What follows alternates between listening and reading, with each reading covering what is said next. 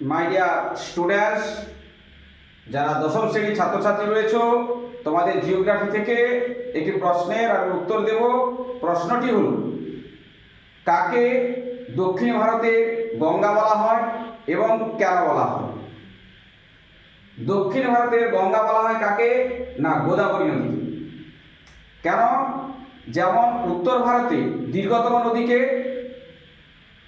গঙ্গা, সেই রকম দক্ষিণ ভারতের দীর্ঘতম নদী হচ্ছে গোদাবরী, যার দৈর্ঘ্য প্রায় 1465 কিলোমিটার। আর কি না, উত্তর ভারতের গঙ্গা নদী যেমন আমাদের কি কৃষিকাজের জন্য ব্যবহার করা হয় এর জলকে সেচন করে, সেরকম দক্ষিণ ভারতে গোদাবরী থেকেও সেই রকম উপকার পাওয়া যায়। আমাদের গঙ্গা নদী যেমন পবিত্র, সেরকম গোদাবরী নদীর ব্যবহারের গুরুত্ব অনেকখানি বেশি। তাই দক্ষিণ ভারতের গঙ্গা বলা হয় কাকে? গোদাবরীকে বলা হয়।